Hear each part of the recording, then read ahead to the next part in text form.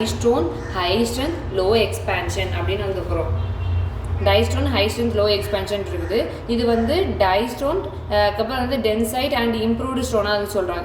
Improved stone சொல்கிறாங்க சரியா. Dental ஸ்டோனில் வந்து ஒரு இம்ப்ரூவ்டு ஸ்டோன் தான் வந்து டைஸ்டோன் சொல்கிறாங்க சரியா.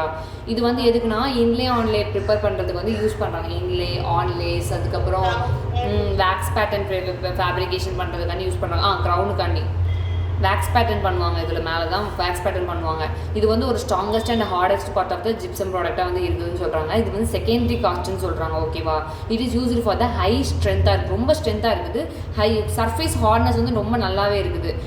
அதுக்கப்புறம் இது வந்து மாடல் பேஸ் அது கேட்கேமில் கூட இது யூஸ் பண்ணலாம். கேட்கேம் டையா கூட இது யூஸ் பண்ணலாம்னு சொல்கிறாங்க கம்ப்யூட்டர் எய்டட் அண்ட் மேனுஃபேக்சரிங்கில்.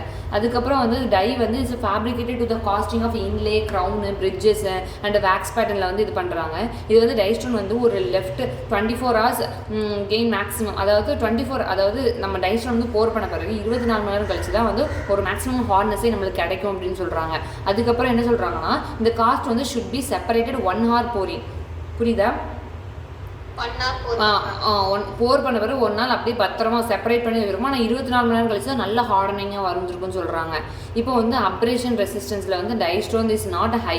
அதுக்கப்புறம் அப்ரேஷன் ரெசிஸ்டன்ஸ் வந்து டைஸ்டோன் வந்து not high. Other dye like epoxy ரெசின்லாம் வந்து இதில் யூஸ் பண்ணுறாங்க சரியா. அதுக்கப்புறம் வந்து it was used for the new technology of கேட்கேம் வந்து இதில் ரொம்ப நல்லாவே யூஸ் பண்ணுறாங்க இந்த இதில். அதுக்கப்புறம் என்ன சொல்கிறாங்கன்னா டைஸ்டோன் ஹை ஸ்ட்ரென்த் ஹை எக்ஸ்பேன்ஷனில் வந்து மோஸ்ட் ரீசெண்ட் அதுக்கப்புறம் ஜிப்சம் ப்ராடக்டாக வந்து இருக்குது. இது வந்து ஹை கம்ப்ரசிவ் ஸ்ட்ரென்த்தாக இருக்குது.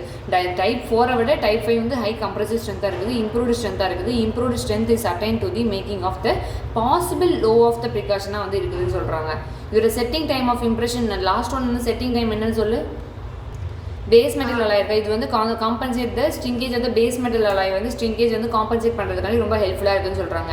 இப்போது டியூரிங் த சாலிடிஃபிகேஷனில் வந்து என்னென்ன இதெல்லாம் சொல்கிறாங்கன்னா ஹார்ட் ராக்கு, ஜார்ட் ராக்கு, ரெசின் ராக்கு, டீஃப்ளூ ஆக்சிட் ராக் அந்த மாதிரிலாம் இருக்குதுன்னு சொல்கிறாங்க. அந்த மாதிரிலாம் வச்சு என்னமோ பண்ணுறாங்க போல். இது வந்து எதுக்காண்டி யூஸ் பண்ணுறாங்கன்னா it prepare for the increasing expansion வந்து இன்க்ரீசிங் எக்ஸ்பேன்ஷனுக்கு வந்து யூஸ் பண்ணுறாங்க. அதுக்கப்புறம் பாரு இப்போ வந்து மெயினாக வந்து என்ன கேட்பாங்கன்னா மேனுஃபேக்சரிங் கேட்டாலும் கேட்பாங்க. மேனுஃபேக்சரிங் அது எங்கே நடக்குதுன்னா கால்சிஃபிகேஷன் அப்படின்னு சொல்லணும். கால்சிஃபிகேஷன் அப்படின்னு சொல்லுவாங்க. கால்சிஃபிகேஷனோட ரியாக்ஷன் கேட்பாங்க. What is the reactions of calcification reaction கேட்பாங்க. நீ என்ன சொல்லணும்னா calcium sulphate 2 hemihydrate calcium sulphate dihydrate இருக்கா, அது வந்து 110 டிகிரி டு 130 டிகிரி செல்சியஸில் வந்து நல்லா ஹீட் பண்ணணும். ஹீட் பண்ணால் நம்மளுக்கு வந்து கால்சியம் சல்ஃபேட் ஹெமிஹைட்ரேட் கிடைக்கும். அந்த ஹெமிஹைட்ரேட்டை வந்து 130 டிகிரி டு 200 டிகிரி செல்சியஸுக்கு வந்து நல்லா ஹீட் பண்ணணும். ஹீட் பண்ணால் வந்து ஹெக்ஸோகோனல் அன்ஹைட்ரேட் வந்து கிடைக்கும் சரிதா. ஹெக்ஸோகோனல் அப்படின்னு சொல்லணும், மென்ஷன் பண்ணணும். அதுக்கப்புறம் 200 degree Celsius to 1000 degree Celsius இருக்கா, அதை வந்து ஆர்த்தோரோம்பிக் ஹெக்ஸோகோனல்லேருந்து ஆர்த்தோரோம்பிக் அன்ஹைட்ரேட்டாக மாறுதுன்னு சொல்லணும். புரியுதா? இதுதான் வந்து கால்சிஃபிகேஷனோட ரியாக்ஷன்ஸு புக்கில் இருக்குதுல்ல. அதுதான்டி நீ ரிவைஸ் பண்ண. அப்புறம் ஆல்ஃபா அண்ட் பீட்டா ஹெமிஹைட்ரேட் இருக்கா, ஆல்ஃபா ஹெமிஹைட்ரேட் நீ சொல்லு டக்குன்னு. பீட்டா வந்து டென்டல் பிளாஸ்டரு, அதுக்கப்புறம் மாடிஃபை வந்து டைஸ்டோனு. ஆல்ஃபா மாடிஃபைடு ஹெமிஹைட்ரேட் வந்து டைஸ்டோனு. இப்போ வந்து மேனுஃபேக்சரிங்கில் வந்து மெயினாக வந்து என்ன கேட்பாங்கன்னா நம்ம வந்து பீட்டா ஹெமிஹைட்ரேட்டை வந்து எப்படி மேனுஃபேக்சரிங் பண்ணுறோன்னு கேட்பாங்க. What we have to use beta hemihydrate வந்து எப்படி மேனுஃபேக்சரிங் பண்ணுறோம்னா ட்ரை கால்சிஃபிகேஷன் சொல்கிறோம். புரியுதா? Dry calcification calcination dry calcination சொல்கிறோம் நம்ம. This is the form of the நீடலை கிறிஸ்டலைசேஷன் வந்து ஃபார்ம் ஆகுது அப்படின்னு சொல்லணும். மைக்ரோஸ்கோபிக் ஃபைன் கிறிஸ்டல் வந்து ஃபார்மேஷன் வந்து நடக்குது. டைஹைட்ரேட் வந்து is converted into hemihydrate. Beta hemihydrate வந்து is 110 degree Celsius to 130 degree செல்சியஸில் வந்து நல்லா ஹீட் பண்ணோன்னா இதில் ஒரு நீடலை கிறிஸ்டல் வந்து ஃபார்மேஷன் வந்து நடக்குது. புரியுதா? மைக்ரோஸ்கோபிக் நீடலை கிறிஸ்டல் வந்து இருக்கிறதுனால இதை வந்து என்ன சொல்கிறாங்க calcinations of to produces the beta hemihydrate அப்படின்னு நம்ம சொல்கிறோம். That is a formation of dental plaster. அதுக்கப்புறம் டென்டல் ஸ்டோனை வந்து எப்படி மேனுஃபேக்சரிங் பண்ணுவோன்னு கேட்பாங்க. வாட் இஸ் மேனுஃபேக்சரிங் வந்து டென்டல் ஸ்டோன் அந்த மாதிரி தான் வைவா அப்படி தான் கேட்பாங்க. அதுக்கப்புறம் என்ன ஜிப்சம் ப்ராடக்ட். ஜிப்சம் வந்து is calcinated is undergo to the stream pressure. புரியுதா? அது வந்து ஹீட்டு, இது வந்து ஸ்டீம் ப்ரெஷர். இஸ் ஆட்டோக்ளேவில் வந்து நல்ல ஸ்டீம் ப்ரெஷரில் வந்து 5 to 7 hours வந்து நல்லா ஹீட் பண்ணிடுவாங்க. ஒரு ஸ்ட்ராங் அண்ட் ஹீட் வந்து பீட்டா ஹெமிஹைட்ரேட்டையே வந்து நல்லா ஸ்ட்ராங்காக வந்து ஹீட் பண்ணோன்னா நம்மளுக்கு வந்து ஆல்ஃபா ஹெமிஹைட்ரேட் கிடச்சிரும். This is அதான் வேறு எதுவுமே இல்லை. இந்த calcium sulphate dihydrate is converted into 120 degree Celsius to 300 degree Celsius is a pressure. ஒரு ப்ரெஷர் ஆட் பண்ணுறோம். இந்த அதான் ஐபினா ப்ரெஷர் தான். 5 to 7 ஹார்ஸில் வந்து நல்ல ப்ரெஷர் வந்து இன்புட் பண்ணுறோம். அதுக்கப்புறம் 7 ஐபினா நல்லா கம்ப்ரெசிவ் கொடுத்துட்டு நம்மளுக்கு வந்து என்ன கிடைக்குன்னா ஆல்ஃபா ஹெமிஹைட்ரேட் வந்து கிடைக்குது. ப்ரெஷர் ஆட் பண்ணுறது தான் வந்து ஆல்ஃபா ஹெமிஹைட்ரேட் கிடைக்குது. ஓகேவா? அதுக்கப்புறம் வந்து ஆல்ஃபா ஹெமிஹைட்ரேட் வந்து பீட்டாவோட நல்லா ஸ்ட்ராங்காக இருக்கும். அதை சொல்லிடணும். நெக்ஸ்ட் வந்து இது ஒரு மைக்ரோஸ்கோபிக்லி வந்து பார்த்தோன்னா இது வந்து ஃப்ராக்மெண்ட்டாக இருக்கும். ஒரு ராட் ப்ரிசம் மாதிரி இருக்குன்னு சொல்கிறாங்க. Crystal form of rod prism மாதிரி இருக்கும் அப்படின்னு சொல்கிறாங்க. இப்போ நம்ம என்ன சொல்கிறோம், இந்த ஜிப்சம் கால்சிஃபிகேஷன் இருக்கா, இது வந்து பாயிலிங் வந்து 30% ஆஃப் கால்சியம் குளோரைடு வந்து எடுத்துருக்குறாங்க. அந்த ஜிப்சம் கால்சினேஷனில் 30% ஆஃப் கால்சியம் குளோரைடு சொல்யூஷன் வந்து எடுத்துக்கிறாங்க. அதை வந்து ஆட்டோக்ளேவில் நல்லா போட்டு சோடியம் சக்சினேட் இருக்கா, சோடியம் சக்சினேட் வந்து ஆட் பண்ணுறாங்க. கால்சியம் குளோரைடு சிசி ஆட் பண்ணுறோம், CaCl ஆட் பண்ணுறோம், சக்சினேட் ஆட் பண்ணுறோம். அதுக்கப்புறம் after the controlling the grinding of the powder it have been even to the density of the yield strength. மைக்ரோஸ்கோப்பிக்காக ஒரு cuboidal ஷேப்பில் வந்து நல்ல ஆல்ஃபா மாடிஃபைடு ஹெமிஹைட்ரேட் தான் நமக்கு ஆல்ஃபா மாடிஃபைடு இது தானே பார்க்க போகிறோம், ஹெமிஹைட்ரேட் தான் நம்ம பார்க்க போகிறோம். அதுக்கு இவ்வளோ பண்ணணுமாண்டி, கால்சியம் குளோரைடு ஆட் பண்ணணுமா, சக்சினேட் ஆட் பண்ணணுமா, அதுக்கப்புறம் வந்து ஒரு பவர் கொடுக்கணுமா, நிறைய பவர், ஆமாம் என்னென்னமோ பவர் கொடுக்கணுமா, ஒரு accurate density and high yield strength வந்து நம்மளுக்கு இதில் கிடைக்கணும் அப்படி சொல்கிறாங்க. மைக்ரோஸ்கோபிக்லி வந்து ஒரு கியூபாய்டல் ஷேப்பில் வந்து இருக்குன்னு சொல்கிறாங்க.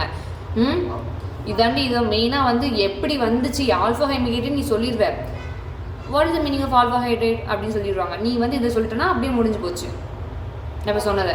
இப்போ வந்து செட்டிங் ரியாக்ஷனில் என்ன சொல்ல போகிறோம், வேறு எதுவுமே சப்பமேட்டு சால்ட் வாட்டர். இங்கே பாரு, கால்சியம் சல்ஃபேட் ஹெமிஹைட்ரேட் இருக்கா, அதை வந்து நம்ம என்ன பண்ண போகிறோம்னா கால்சியம் சல்ஃபேட் ஹெமிஹைட்ரேட் வந்து கொஞ்சமாக வாட்டர் ஆட் பண்ணுறோம். ஒரு பிளாஸ்டர் எடுத்துகிட்டு கொஞ்சமாக வாட்டர் ஆட் பண்ணுறோம். அப்போ வந்து நம்மளுக்கு என்ன கிடைக்குன்னா கால்சியம் சல்ஃபேட் டைஹைட்ரேட் கிடைக்குது. அவ்வளோதான். அன்ரியாக்டட் ஹெமிஹைட்ரேட் கிடைக்குது, கொஞ்சமாக ஹீட் கிடைக்குதுன்னு சொல்கிறான். இது வந்து ஒரு எக்ஸோதெர்மிக் ரியாக்ஷன். பிளாஸ்டர் வந்து தொட்டு பார்த்தா கொஞ்சம் ஹீட்டாக இருக்குன்னா அது வந்து ஒரு எக்ஸோதெர்மிக் ரியாக்ஷனாக இருக்குது. அதுக்கப்புறம் not all hemihydrate are converted into dihydrate. எல்லா ஹெமிஹைட்ரேட்டுமே டைஹைட்ரேட்டாக கன்வெர்ட் ஆகாது. இதை வந்து நீ மெயினாக மென்ஷன் பண்ணணும். ஓகேவா? Not all hemihydrate are converted into the dihydrate. ஆனால் dihydrate is come from the hemihydrate. புரியுதா? நீ தமிழ்லேயே சொல்லிடு. இந்த highest conversation of the rate of the plaster வந்து 90% வந்து பிளாஸ்டர் வந்து நல்லாவே ஹையஸ்ட் கன்வர்ஷன் வந்து சூப்பராக இருக்குமா பிளாஸ்டரில். ஆனால் டென்டல் ஸ்டோனில் வந்து இந்த கன்வர்ஷன், இந்த தண்ணி ஊற்றி கன்வர்ஷன் பண்ணுறோம்னா அது 50% தான் வந்து இருக்குன்னு சொல்கிறாங்க. இது நான் வந்து பாயிண்ட் நெக்ஸ்ட்டு அப்புறம் எடுத்துகிறேன். இப்போ வந்து பாரு, செட்டிங் தியரிஸ் ஆஃப் செட்டிங்னு மொத்தம் 3 செட்டிங் சொன்னாங்களா சார் கிளாஸில், அதை சொல்கிறேன். Colloidal theory, hydration theory, dissolution precipitation தியரின்னு மொத்தம் 3 தியரி இருக்குது. கொலாய்டல் தியரினா வேறு எதுவுமே இல்லடி, ஒரு சாலிட் ஜெல் மெக்கானிசம் பேர் தான் colloidal theory. What is colloidal theory அப்படின்னு கேட்பாங்க. நீ வந்து சார் தர 3 type of setting theories are present அப்படின்னு சொல்லி நம்ம போட்டுருணும். What is colloidal theory, hydration theory, dissolution precipitation theory நம்ம சொல்லிடுவோம். இப்போ கொலாய்டல் தியரினா என்னன்னு கேட்பாங்க. இது solid gel mechanism sir. It's a plaster and water mixation to form a salt gel mechanism to form a consistency of solid gel அப்படின்னு நீ சொன்னாலே போதும்.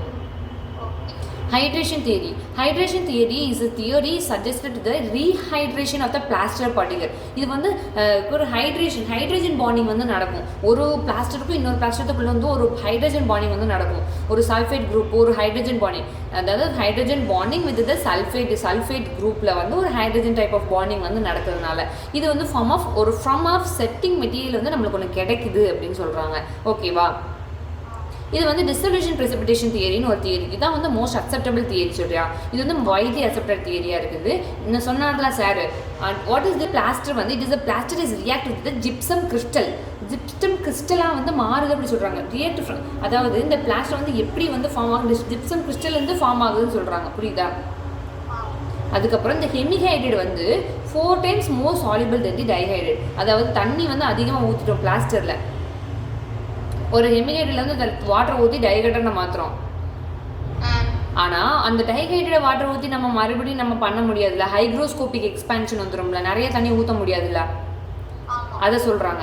அதான் சொல்கிறாங்க எப்படின்னா, நான் 4 டைம் வந்து வாட்டர் ஊற்றி நம்ம ஹெமிகேட்டடை மிக்ஸ் பண்ணுறதுக்கும் ஒரு தடவை நம்ம வந்து டைஹைட்ரேட்டை வந்து மிக்ஸ் பண்ண முடியாது அப்படின்னு சொல்கிறாங்க. அதுக்கப்புறம் வந்து hemihydrate is mixing of the water, these are the fluid workable சஸ்பென்ஷனாக வந்து இருக்குது அப்படின்னு சொல்கிறாங்க. ஃப்ளூயிட் ஒர்க்கபிள் சஸ்பென்ஷன் இதில் கண்டிப்பாக ஜிப்சம் பற்றி நெக்ஸ்ட் வந்து என்ன சொல்கிறாங்கன்னா, இந்த ஹெமிகேட்டட் வந்து டிசால்வ் வித் த சேச்சுரேட்டட் சொல்யூஷனாக வந்து மாறுது அப்படி சொல்கிறாங்க. சேச்சுரேட்டட் சொல்யூஷனாக மாறுது. இந்த dihydrate is formation of the due to the reaction the solubility of the dihydrate is act as loss of ஹெமிகேட்டடாக மாறுது. புரியுதா? அந்த சாலிபிலிட்டி டைஹைட்ரேட் வந்து இஸ் லெஸ்ஸர் வந்து ஹெமிகேட்டட். சாலிபிலிட்டி வந்து எப்போவுமே டைஹைட்ரேட் கம்மியாக தான் இருக்கும், ஹெமிகேட்டட் தான் சாலிபிலிட்டி அதிகமாக இருக்குன்னு ஒரு 4 பாயிண்டில் இழுப்பாங்கடி, வேறு எதுவுமே இல்லை. All super saturated insoluble dihydrate வந்து என்னது? சூப்பர் சேச்சுரேட்டட் அன்சாலிபிள் டைஹைட்ரேட்னா டைஹைட்ரேட் தான் சொல்கிறாங்க. புரியுதா? வேறு எதுவுமே இல்லை. இப்போ வந்து dihydrate precipitation is outer to the solution is no longer to the saturation. இது தேவையில்லை. இண்டிகேட்டிங் பீரியட்னு சொல்லுவாங்க. இண்டிகேட்டிங் பீரியட் இருக்குது. அதுக்கப்புறம் ஸ்ப்ரிங்லெட்னு சொல்லுவாங்க. இண்டிகேட்டிங் பீரியட் ஸ்ப்ரிங்லெட்னு சொல்லுவாங்க. ஒரு little reactions of the little no rise temperature. அதாவது நம்ம பிளாஸ்டிக் கலக்கையில் வந்து டெம்பரேச்சரே ரைஸ் ஆகாது தெரியுமா? அப்போ அந்த டைம் தான் வந்து இண்டிகேஷன் பீரியட் சொல்லுவாங்க. நம்ம பிளாஸ்டிக் கலக்கையில் டெம்பரேச்சர் ரைஸ் ஆகாது, அப்படியே ஒரு மாதிரி இருக்கும். அந்த டைமில் வந்து கொஞ்சம் செட் ஆகிற மாதிரி இருக்கணும், வந்து ஹீட் ஆகாது. அதுதான் வந்து இண்டிகேஷன் பீரியட்னு சொல்லுவாங்க. செட் ஆகிற மாதிரி ஆனால் ஹீட் ஆகாது. அதுக்கப்புறம் ஸ்ப்ரிலிட் பீரியட்னு சொல்லுவாங்க. இது வந்து ஒரு ரியாக்ஷன்ஸ் ஆஃப் த ஜிப்சம் ப்ராடக்ட்னு சொல்கிறாங்க. இது வந்து ஒரு நீடில் மாதிரி வந்து ஃபார்மேஷன் வந்து நடக்கும். சரியா? நீடில் மாதிரி ஃபார்மேஷன் நடக்கும். இது வந்து continue to the growth and intermesh. அதாவது எப்படி சொல்லலாம், ஒரு கிறிஸ்டல் இருக்குல்ல, ஒரு கிறிஸ்டல் இன்னொரு கிறிஸ்டல் வந்து இந்த ப்ரஷ் இருக்குல்ல, ப்ரஷ்ஷும் இழுத்துக்கிட்டா நல்லா ஸ்ட்ராங்காக வந்து இன்டர்லாக் ஆகிருக்குமா? ப்ரஷ்ஷோட பிரிசில்ஸ் ரெண்டு, அதுதான் சொல்கிறாங்க இன்டர்லாக் ஆகிருக்கும். Intermeshes of the crystal of the gypsum these are leads to the thickening of the and hardening of the masses in to the strong solid ஸ்ட்ரக்சராக வந்து இருக்குது அப்படின்னு சொல்கிறாங்க. ஓகேவா? இப்போ வந்து இந்த அப்புறம் இது இப்போ வந்து 3 டைப் ஆஃப் மெஷர்மெண்ட் வந்து பண்ணலாம். ஓகேவா? லாஸ் ஆஃப் கிளாஸ் மெத்தட் இருக்குது, எக்ஸ்பேன்ஷன், எக்ஸோதெர்மிக் ரியாக்ஷன்ஸ்னு ஒன்று இருக்குது, பெனிட்ரேஷன் டெஸ்ட்னு இருக்குது. லாஸ் ஆஃப் கிளாஸ் மெத்தட்னா வந்து வேறு எதுவுமே இல்லை. நம்ம வந்து நல்லா மிக்ஸ் பண்ணுறோமா, அப்போ ஒரு கிளாஸி அப்பியரன்ஸ் கிடைக்குமா? ஒரு லாஸ், அந்த கிளாஸி அப்பியரன்ஸ் வந்து ஒரு குறிப்பிட்ட டைமில் டக்குன்னு இதாயிரும்னா அந்த கிளாஸி அப்பியரன்ஸ் உடனே போயிருமா? அப்போ வந்து நம்ம வந்து இனிஷியல் செட்டிங் டைமை வந்து நம்ம கண்டுபிடிச்சிடலாமா? அதுதான் வந்து இனிஷியல் செட்டிங் டைமா.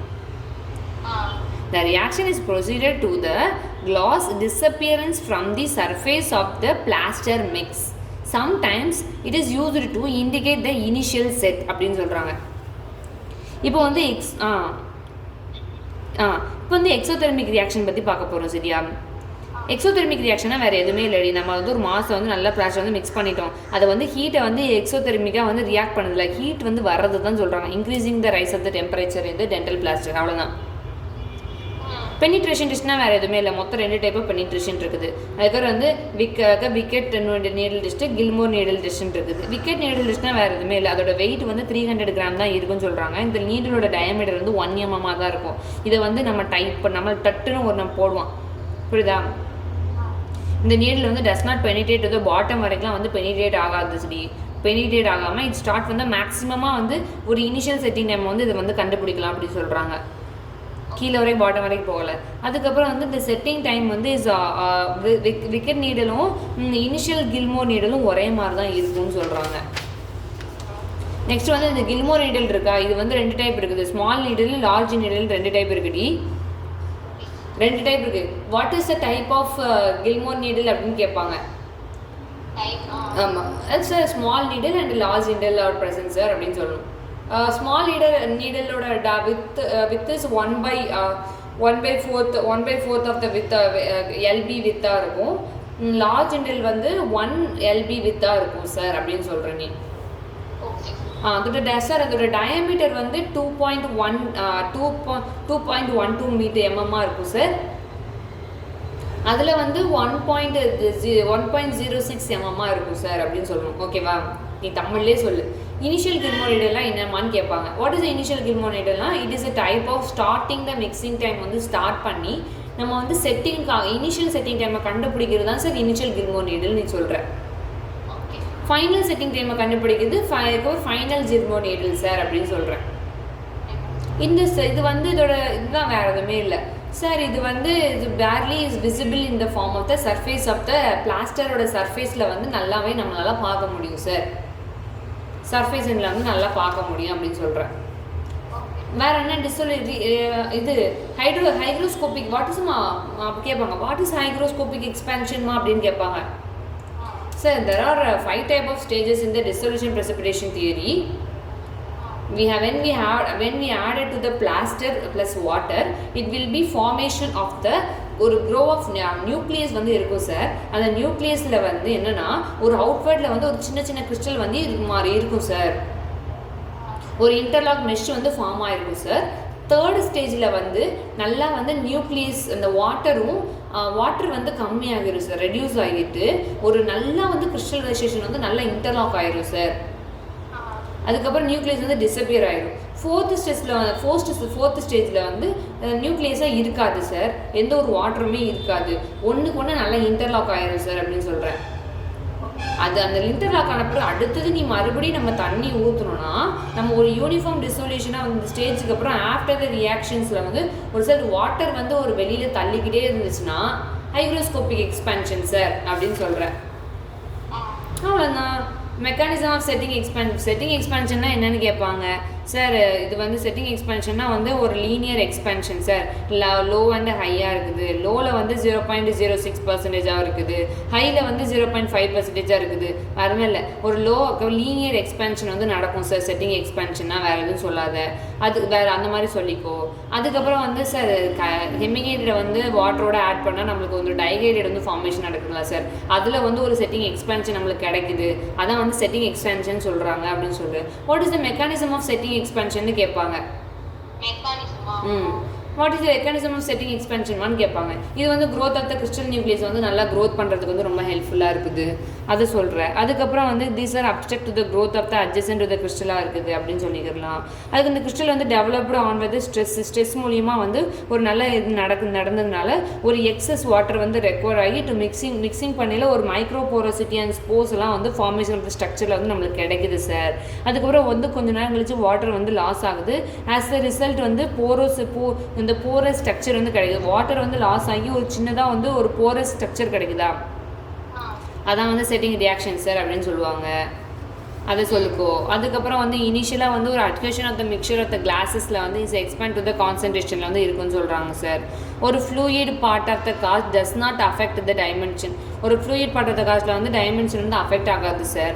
ஆனால் வந்து இது வந்து ஃப்ளூயிடில் வந்து டைமென்ஷன் அஃபெக்ட் ஆகாது சார். ஆனால் நம்ம வந்து லிக்விட் ஸ்டேஜில் வந்து டைமென்ஷன் வந்து அஃபெக்ட் ஆகும் சார். புரியுதா? லிக்விட் இல்லாமல் இந்த லிக்விட் போயிருக்கிற தெரியுமுலாடி. லிக்விட் இல்லாமல் அதாவது லிக்விடெல்லாம் போய் சும்மா ஹார்டனாக இருக்கும்ல அப்போ தான் சார் டைமென்ஷன் வந்து அஃபெக்ட் ஆகுது அப்படின்னு சொல்கிறேன். Final dimension of the cast setting expansion வந்து 0.12 சார் அப்படின்னு சொல்கிறேன். வேறு எதுவுமே இல்லை. இந்த ஃப்ளோ சார்ட்லாம் சொல்ல முடியாது. அதெல்லாம் போட்டுக்கோ. Water powder ratio, mixing time, working டைம்லாம் உனக்கு தெரியும்ல, அதெல்லாம் போட்டுக்கோ. வேறு எதுவுமே இல்லை. செட்டிங் எக்ஸ்பேன்ஷன் போட்டுக்கோ. அவ்வளோதான். இது ஜிப்சம் ப்ராடக்ட் வந்து முடிஞ்சு.